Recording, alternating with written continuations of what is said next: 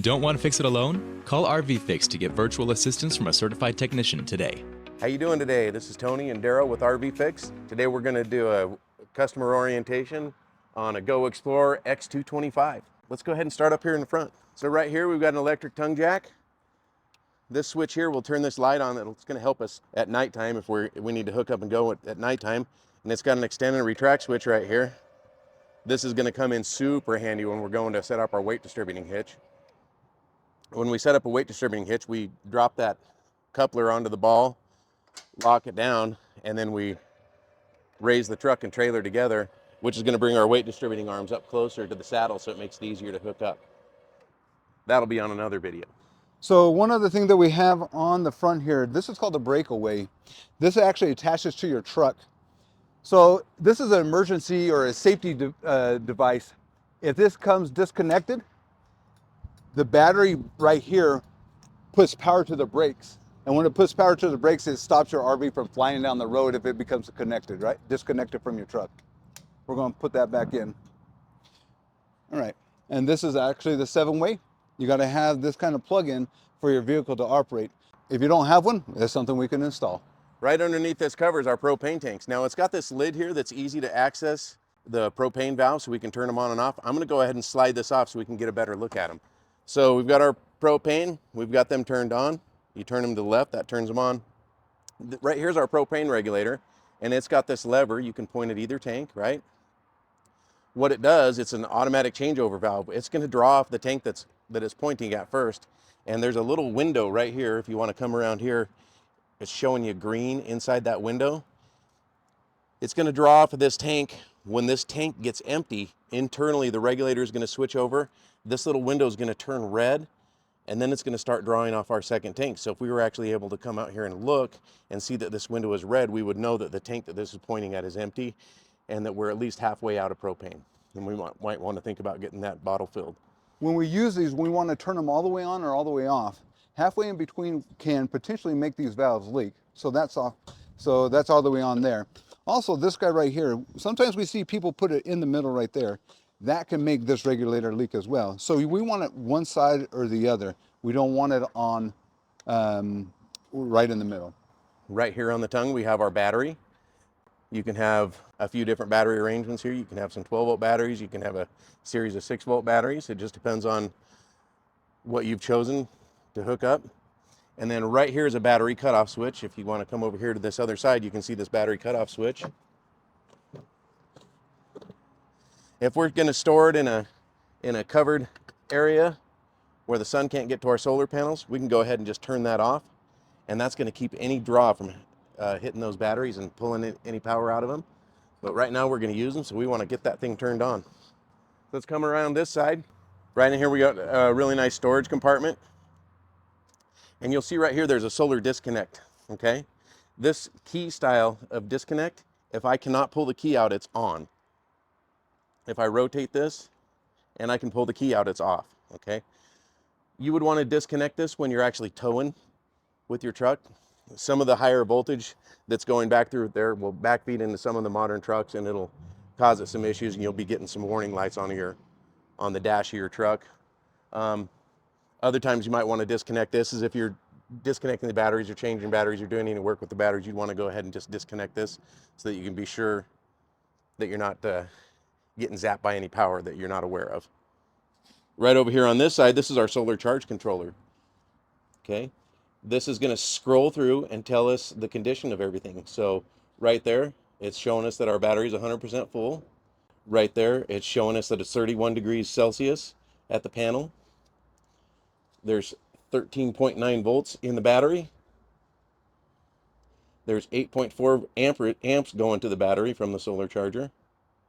And there's 2.5 kilowatt hours going from the solar power into the batteries. And I can actually use this up and down arrow and kind of scroll through there just in case I'm curious of what's going on and I don't have to wait for it to scroll around. Okay? And then we've got a switch out here for our awning.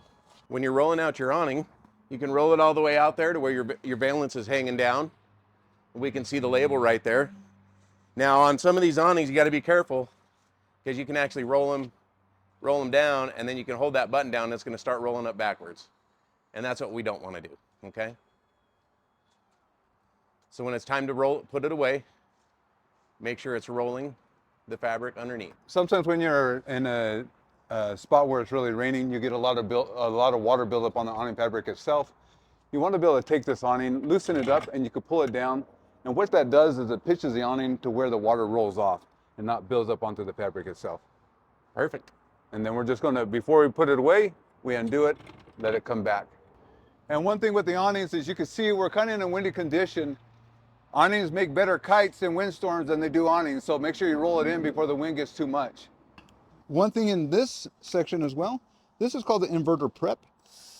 This RV does not come with an inverter, but it's prepped for one, meaning that the wires are ran to where if you had an inverter, we could install it in here for you, and then we can use that inverter to power up some of the outlets inside. And when we go inside, we're going to see that some of the outlets have a label called Sol. That label is for the inverter if you're going to have an inverter. It will also, right now at this point when you plug in, those will also work just in shore power. The last thing, when we look over on this side, you see this TireLinc? This is pre-prepped for a TireLinc system, which is a monitor system for your tire pressures. So if you bought this aftermarket, you could install this right here. It already has power to it, and it will connect to your tires, and you'll be able to monitor your tires as you're going down the road. Something that if you're doing a lot of travel with the RV is good to have. So right here we have our step. Now that folds right up in the doorway. So we've got this release handle right here. When it's time to put that down, you just release that handle and go ahead and lower the step. When you lower the step down, you want to pay attention to this crease right here. If this crease sits up high like that, that means when this door shuts, it's going to hit that.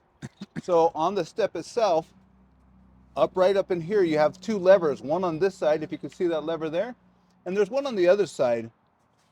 If we take this lever here, we can adjust the step this way, adjust the step on this side to where it comes down. You can see right now it's just free floating. We don't want to do that, so we're going to let our step go out here, let our step come out here, lock into place. But we want to pay attention that this height right there is not too high, or else when the door shuts, it'll bend it. So we'll adjust the step up once. There we go. All right. There we go. So once again, it is flush into that crevice. All right, so also right next to the step here, you'll see there's this hole here with a little rubber grommet. Now that's an emergency retract for our slide out. So we can come over here to our compartment and we'll grab this tool. Now this tool serves as a handle for your stabilizer jacks, and we can wind these all the way down on all four corners.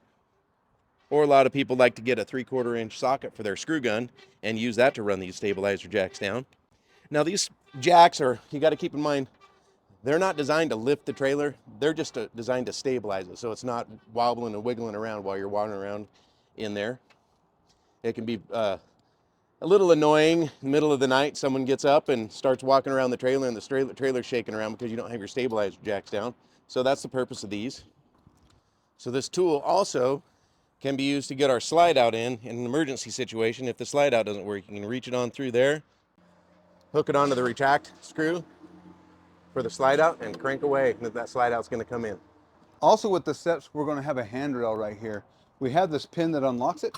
We'll pull the pin, and we're going to extend this out, extend the inside arm, and we have our handrail, right? We can walk up. We take the pin, we'll stick it in the slot right here to be able to keep it. All right, so this is how you operate the handrail, and then we're going to put it back. So this right here is going to actually hold, this is a bracket for a garbage pail or garbage bag holder. And let me grab that real quick. So this right here is a garbage bag holder. You can fit your garbage bag in it, and this is how it mounts. We're going to take this top piece right here, put it on top, and click it into place. You're able to put your garbage bag out here, and you can close it up at nighttime, open it up when you want to use it. You do have just a 120 volt outlet right here. Okay, only works when you are plugged in or you have a generator plugged in. This one right here is just going to be a coax port. So if you are at an RV park, you could use coax, or you could plug your TV out here if you wanted, additional TV, and plug it in there to get cable TV. All right, and then the next thing on down the line is our gravity fill. This is how we put water in our freshwater tank. So we just take a hose and we stick it right in there, just like this hose right here. Put that in there, turn the water on. When the tank is full, you'll just see water spilling out of here. One thing you want to check though is right down below here, right between the tires, if you look in there, there's a white T-valve. You want to make sure that's pushed shut like it is now, and that's your freshwater tank drain. Right around here, these are our low point drains. Got a red line here, and this other line here, this would be the drain for our hot water lines, and this is the drain for our cold water lines. What I like to do is whenever I go camping and I come home, I drain my freshwater tank, and I'll go ahead and open up all these low point drains, open up my faucets, and that's going to drain most of the water out of the RV. We always have intentions, we're going to go camping next weekend, but sometimes just things happen. Maybe we don't get to go for 6 weeks or something, and if we leave that water in there, it just gets stale, and you might get some funny odors coming out of the camper. So it's just as easy to open these up, let the water drain out, and you don't have to worry about that. Moving around the back side of the RV, we have another one of those brackets, like the garbage can bracket. Well, we have this right here. It's like it's a towel rack, and it's going to connect the same way. That bar hooks on top, and then this thing pops over the bottom, just like that. And then if you got some towels you need to dry after swimming in the lake or something like that, you can let that stuff dry out. And this right here is the exhaust for your furnace. So whenever that furnace is running, you're going to get some hot air coming out of here. So you just want to just be mindful of the kiddos when they're running around here. If that furnace is going, they don't get too close to that because they could get burned. And then this is our spare tire carrier. It's round. It's round. Okay. And then right here underneath the bumper, we have this carrier for a sewer hose. So we can open that up and a sewer hose will just stuff right inside there. All right, moving around to this corner, we got this big black door here. If we open that up, that's our water heater. This is an on-demand water heater. There's a control inside to turn it on and off, but this switch right here needs to be in the on position. The circle would be off, the line is on. So we're gonna go ahead and turn that on so that we can give it a try once we get inside. Right here is our shore cord. Now this is a twist lock cord. Okay, a 30 amp cord. It's got three pins in it, matching up to the 3 pins here. Okay, so we'll go ahead and put this on here. And then it's got that collar on there. You go ahead and tighten that up. And then we take our other end and we can plug it into the power pole at the RV park. Now when we're at the RV park, a lot of RV parks will have cable available. So if you bring a piece of coax cable with you, maybe 15, 20 feet long, you can hook it up to the power pole at the RV park. And right here, there's 2 different coax connections. Very, very important you pay attention to which one you're using. If you're going to use park cable, then you would hook it onto here. But if you had a portable satellite dish, you could put that out, and you need to hook your portable satellite dish up to this one here that says satellite. The cord coming in from the satellite dish needs to go straight to the port where your receiver is. The reason they add that second port is that if that line coming off of that satellite dish, it can't pass through splitters or anything like that because it just dirties up the signal, and the receiver won't be able to pull a good clean signal off that satellite dish. So it's very important you're aware of which ones you're using. Okay. Right here, we have our spray port. So if we needed to rinse something off out here or spray the dog down or something like that, we have this connection here. Fits right into this hole here. Then you twist that collar. There we go. And it makes a little click, locks into place. This port here is labeled city water connection. Okay. If we're at the RV park and we're going to use city water pressure, we'll take our hose hooked up to the city water pole at the RV park and hook our hose up to this, just like so. Now you're going to want to use a water pressure regulator, which is a little brass fitting that you can get at your RV parts store. And I like to put it on the end of the hose that hooks to the hose bib on the city water connection. And that just backs that extra pressure up inside the pipes and not inside your hose, and stretches your hose out. So now we can turn the city water pressure on. This is going to provide water pressure to your trailer, and you don't need to use your water pump. When it comes time to dump your holding tanks and you feel like you want to rinse out that black water tank, there's this fitting right here. And this has got a little sprayer inside your black tank, and you can use it to rinse your black tank out when you're dumping it. So what we have now is, this is our sewer connection right here. And these are our dump valves. So this smaller one right here, gray handle, gray tank valve. The one back here, you're gonna look around here, this is our black tank valve. Typically what happens is after you're done camping, what you wanna do is you wanna hook up your sewer hose right here and then dump the black tank, and then you're gonna shut that valve, dump the gray tank to wash out the black tank water, right? So this cap right here is gonna come off. Right now, they're brand new, they're hard, but here it comes off, and here's my sewer hose. I'm gonna connect it right here, connect it, and then from there, so I'm gonna take my valve, and it's a pull, so I'm gonna pull it out, okay? And it's gonna drain all the liquid that is in my black tank. Now, with your black tank, what you wanna do is you definitely wanna use your black tank flush. You have to have this valve open. If you don't have this valve open when you're using the black tank flush, it just fills your tank and it comes out your toilet. We don't want that, right? That's bad. So we have that open there. We have it drained. We used the flush. We flushed it out. And now we're going to shut the valve. Okay. So the next one is going to be our gray tank valve. We're going to pull that one and we're going to drain all the water, all the liquid that's in the gray tank valve. Okay. And you could hear it. It's kind of draining right now. There's a little bit from when we were testing it. You want to wear gloves. These hoses right here, you're going to put it in some kind of compartment, and just the liquid that's in there is nasty. So use gloves, and so you don't transfer disease and stuff like that. Anyway, we have it shut here. We're ready to go to the next thing. This is just a wet compartment. You have a couple holes in here. It is lockable, and you could throw things in there wet, and has holes to be able to drain out the other side, bottom side. This right here is the vent for the stove on the inside, all right? When you're cooking in the inside, the stove is the only thing that produces carbon monoxide inside the trailer when it's lit, the propane, right? So what we do is when you get all set up to camp, you want to come out here, you want to pop these tabs off right here, and you want to open it up, and that'll allow it to, when you turn on the stove, you want to turn on the fan on the inside, and it'll push the air and it'll take the carbon monoxide and kick it out down here. You have a slide out. You want to make sure you get maintenance. There's maintenance in RVs to be able to keep them going. One of the things you want to maintenance is a slide out rams, the gears, and you want to bring it in.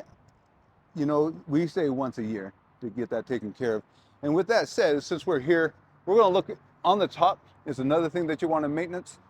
This is your roof membrane. And you can see all the spots that they put vents into the roof membrane. You have the skylight there. You have a couple of places where they had to drill in to put the solar panel, the antenna. So what you want to do is, usually I say at the beginning of the season, at the end of the season, you want to come through and you want to make sure that these sealants right here are not cracked. You don't have voids, because once they start cracking, your sealant is kind of dilapidating and you could get water intrusion. So just one of the things when you first own an RV, you want to check that out at least twice a year. And in wetter conditions, you want to do it even more. So as we're coming around here, we have a compartment here. Since we talked about the roof, I want to talk about the sealants here. Just something to note, these sealants right here, you want to check those as well. Over time, they will go bad and you need to get it resealed, or you could get water in there and cause issues. So now we're going to look in the compartment. We're going to open it up, see what else is in here. Okay. You have a tube right here to put your fishing poles. You have a tray right here that goes back and forth, which is this guy right here. All right, come on in. Well, the first thing we come to is our monitor panel, and this has got the monitor here where we can just see what the level of our holding tanks is at. We've got a switch here to turn our water pump on. There's a light up on the cap we can turn on, and our awning lights. There's another switch here where we can extend and retract our awning, just like that switch we saw in the compartment out there to run the awning out. And right here is our switch to run the slide out. So first of all, our battery monitor. So if we touch that battery switch there that says battery, I don't know if you can see it under there, those lights are going to light up and tell us how full the battery is. Okay. Our freshwater tank, we got about 1/3 of a tank in there because we didn't fill our tank up. Our black tank is going to show empty, and our gray tank is going to show empty, and our auxiliary tank is going to show empty. We don't have an auxiliary tank on this one, but that's just a monitor panel that they use on a lot of different RVs, and some might have an auxiliary tank and some might not. There's another little light here that says DSI fault. Again, that doesn't apply to this trailer, but that would just be for a water heater. If you had a water heater with a tank on it, that light's going to come on and tell you that it tried to light and it failed. Right here's our slide out switch. We're going to go ahead and run this slide out. Before you run your slide out, you always want to do a walk around the trailer and make sure that there's not anything in the way over there. Maybe someone came and parked their car right there, or maybe you're a little too close to a tree, something like that. So you always want to walk around, make sure everything's good before you put that slide out. You're going to go ahead and hold that button down while the slide's working its way out. And when it kind of gets to the end, you're going to hear a little bit of a ratchet sound. And you're going to want to release that button as soon as you hear that ratchet sound. So this switch right here on top, this is for our water pump. Okay, so if we're out camping where we're not hooked up to city water and we have water in our freshwater tank, we're going to want to go ahead and turn that on. That way that pump's going to come on. It's going to pump that water out of our freshwater tank and just supply water pressure for all of our fixtures. It's an on-demand pump, so what it does is the pump runs, builds up a head of pressure, and then it shuts itself off. Then when you open a faucet, you'll hear the pump kick back on while it's moving water. You close the faucet, and then you'll hear the pump shut off because it's got a pressure switch in there, and it'll shut itself off when it comes up to pressure. Right here, we've got a switch here that'll turn some lights on up on the front cap. And then this is a switch for our awning lights, so if we look right up above here, you'll see that the lights are coming on underneath the awning. And then right up above here, we've got a switch for our ceiling lights. And these are these new ceiling lights where they go right between the ceiling panels. And there's a little slider right on the side of this switch that allows us to dim them. So you don't have to be on full blast all the time. Right here, we've got our dinette set up, and we can do a couple of things with this. But right behind our dinette, we've got a nice window here with a blackout shade. So we can go ahead and pull that window down. And we've got a television hiding in this cabinet right here. And right here is the switch for that television.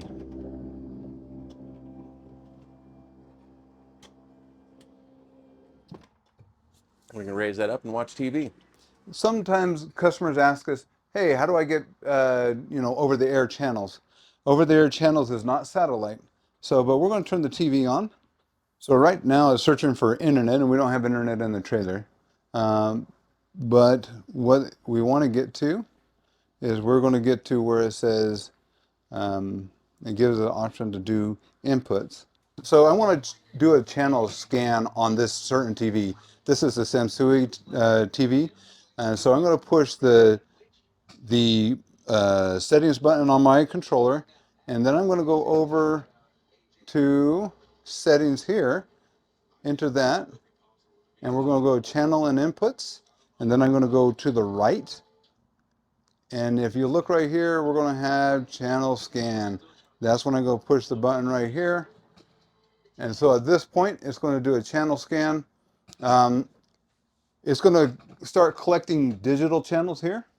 I don't know if it's going to collect any analog channels. I don't think we're going to have that right now.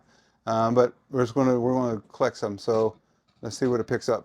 Every time you pack up and move to a different location, you're going to have, usually you're going to have some over-there channels, right?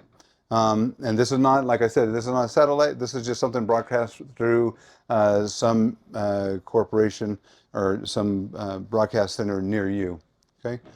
Here in Meridian, we get usually about 55 plus channels. And you can see what's happening right here. Our digital channels are at 19, so I know I'm getting channels. 24, and we're only at 24, 25%. You could already see it, even though I picked up the channel, it's still going to be glitchy. Some of the channels, they'll pick them up, but it's not always going to have the best reception. So you kind of got to go find the right channel here. And usually 4-1 PBS channels usually come clearest through most stations, most areas. Now this dinette's going to turn into a bed, okay? So the way we turn that into a bed is we kind of give that a wiggle, lift the table up, okay? Thank you, Daryl. And you'll see right down here, there's these little black blocks. So the table fits on those little knobs down there, just like so. And now we have our back cushions. Now, we want to look at these because one is going to be taller and one's shorter, okay? I think this is the taller one, and that's the shorter one. So we can take the shorter one, maybe stick it over here where that was. And then we grab this little block that fills that space there, pop it in here, and then we have a nice little bed for a youngster. So right over here, we've got some pantry. Okay, we've got a garbage can here and a storage drawer. And right here, we've got our power distribution center, okay? So if we open this, we've got all of our 110 breakers, and they're labeled here. These are just like the electronic breakers you might have in your house in the closet or something like that. This is for anything that runs on 110 electricity or 120 electricity, okay? And then these are all of your 12-volt fuses. What's really neat about these is if you have a fuse that blows, there's a little LED light right next to it that'll come on if you got a blown fuse, and it'll let you know what fuse is blown, so you don't have to spend a bunch of time trying to figure out what fuse is blowing. This happens to be an auto detect converter in here. A converter is just a fancy word for a battery charger. If you hook a lithium battery up to this, it's going to recognize that it's hooked to a lithium battery, and it's automatically going to switch over to the proper algorithm to charge your lithium battery. Right here we have our thermostat. This is going to control our heating and our air conditioning. So if we push the button here, that's going to turn it on. Right here we have our mode settings. So if we click that, that's going to start flashing, and then we can rotate this dial to select what we want it to do. If we flip it over to cool, push the button, we can select our fan speed, low, higher, auto. I'm going to go auto high. Once I'm on that where I'm looking at the temperatures, I can use the dial to set the temperature for my air conditioning. Okay. Hit that button again. Hit the button again where I'm back in mode. I can turn it over to heat. Select that, and then I can use the dial to set the temperature for my furnace and ask my furnace to kick on. A little warm today, so I'd have to crank it way up there to get that furnace to kick on. And there is a little bit of a time delay. There we go. You can hear possibly hear the fan for the furnace kicking on. The furnace is hiding behind this grill right here. We did look at the exhaust port for the furnace on the outside. So I'm going to go ahead and just turn this back off. And there we go. And it's off. Perfect. So if we come on into the bathroom, we've got our toilet sitting right here. Now this is a foot flush toilet. So if we want to add a little bit of water to the toilet, we just push down a little bit on the pedal, and that's going to add water to the bowl. And then when it's time to flush, we just step on it. That opens the flush valve and then adds water. Okay. If we look around the corner here, I'm going to switch places with you. This is our water heater control. Now remember, the switch on the outside of the water heater, we turn that on. That has to be on or this won't have any power. So we hit our power switch. That's going to be on. Now all we got to do is turn the hot water faucet on. We're going to watch that. You're going to see a fan going, and you see a flame going, and then you can see that the water heater's lighting. We're in good shape as far as that goes. Okay. So our bathroom sink just works like the one at home. Move it over to the left, that's hot water. To the right, that's cold water. And then we have our shower. We got our shower head here. Over on the left, we have hot water. Right, we have cold water. And then there is a lever on this, which will allow us to shut the flow off to the water. You actually have an on-demand water heater on your RV. But in the event that you actually had a tanked water heater, that shut-off lever comes in really handy as far as the shower goes. That way you can actually get in there, soap up, and turn that water flow off so you're not wasting a bunch of hot water. And you don't have that issue because you have an on-demand water heater. So you got as much hot water as you need. You're only restricted by, if you're out boondock camping, how much water you have in your freshwater tank and how much capacity you have for storage in your gray water tank. But if you're hooked up at an RV park, you've got as much water and storage as you can possibly stand. Moving on out here, right here we have a GFI outlet, okay? So if for whatever reason you find that you don't have power in any of your outlets, probably the first thing you want to do is come to your GFI outlet and hit reset and just see if maybe that's been tripped. That's always the first thing to check if you find that you don't have outlets, find that you have outlets that aren't working. If that won't reset, it's because there's no power to it. Usually what I do at that point is I look over at the microwave. If I don't see numbers on the microwave display, then I know I don't have any power coming into the RV, and maybe the breaker's tripped on the pole that you're plugged into, or maybe you've got a breaker down here in the breaker box that you need to look at. Okay, we got our kitchen faucet. Of course, we got hot and cold water here, right? Okay, And again, that grill down there is where the furnace is hiding. The heat for the furnace comes out of these ducts that are down low. And the air conditioner is on the roof, and so the air conditioning comes out of the ducts in the ceiling. So right here we have our stove and oven, the stove top. We roll the top back like that. We hit the on switch right here, push in the knob, rotate it, and there it goes, it lights. And then we have our oven, and it's very similar. We push in on that. There we go. Now we got our pilot going there. You hold it down for 5 or 10 seconds to where when you release, the pilot stays going. And then you can rotate that around, turn up the temperature, and there you go. The heating bar light fires up, and we're going to start creating heat in that oven. When you're out camping, you want to just turn that back down to pilot, and that's going to keep that pilot light going, so you don't have to light it every time. And then when it's time to pack up and go home, you want to just go ahead and rotate that and turn it off. So make sure when it's time to head out, you want to go ahead and roll that top down on that stove so that glass cover doesn't get damaged. So you have your hood vent right here. You've got a light so you can see what you're doing when you're cooking. And that'll turn that fan on and start drawing the exhaust fumes from the stove and the oven and draw that out. And Daryl showed you that vent on the outside that operates that. So we have our 12-volt refrigerator here. We open this up. Right here we got our dial so we can turn that on. Now it's a great idea when you're using this thing is if you actually turn it on and you turn it way up, these actually get cold pretty fast. I'd go ahead and let it cool off. You can reach in the freezer and feel that it's getting cold. And then that way then you can kind of go ahead and back that temperature down a little bit. Now, if you see this one, it's got this little location here that says off grid. We're going to want to go ahead and put that in there, especially if we're going to go camping out in the woods where we're not plugged into power. This being a 12-volt refrigerator is actually going to consume quite a bit of battery power. If that's the kind of camping you're going to be doing, you definitely want to consider maybe having 2 batteries and adding a couple of solar panels, just so that you can recover that energy you're using with this type of a refrigerator. Other than that, these refrigerators are really great. We have our recliners. You can go ahead and sit there, and they've got these little D handles to open them up. Up above our recliners, we've got a switch here that's some nice accent lighting. And then there's another light fixture here. You just touch the button in the center of the light to turn it on and off. Okay. Now if we roll around to this side of the bed, of course, we got just these really nice blackout shades all around. This is an egress window. Now you just operate this lever, push this window out, and it can latch right there, and you can just use it to allow fresh air into the RV. In the event that you were needing to get out of here, you just grab this red handle, you pull the screen off, and then that'll just push right through and you can crawl out that window. So if you look over here on the nightstand, there's this lid. If we open up that lid, there's a laundry basket right down below there, which is in that compartment down there. So if you got your dirty clothes, you can just throw them in there, and now they're not crowding up the RV. Over here, you've got some outlets, and they have the little SOL sticker on there, and it says powered by the sun. What that's telling you is that if you actually do get an inverter installed in this, those outlets will be powered by the inverter.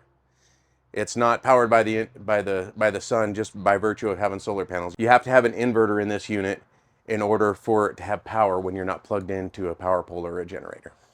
All right, so if we lift up the bed here, so there's a folding table that you can bring outside. And then it's got some storage bins here. There's this little net in here that holds these bins in place. You can pull those down, you can slide those bins out if you need to. And then right around the side of these benches, there's drawers here and on the other side as well. So a couple of things on your ceiling. You're gonna have your smoke detector right here. Sometimes you'll hear it chirp. And if it's just one chirp, you know, that's your battery being low. If it starts beeping really loud, hey, that's time to get out. Something's going on, it smells smoke. You need to air out your coach, right? The other thing that we have next to it is this Activate 4G LTE plus Wi-Fi. This is prep for Wi-Fi extender, and so, or a Wi-Fi signal, and it goes along with your antenna. Do a little bit of research, but you can get Wi-Fi through that antenna. Thank you for doing a walkthrough with us today.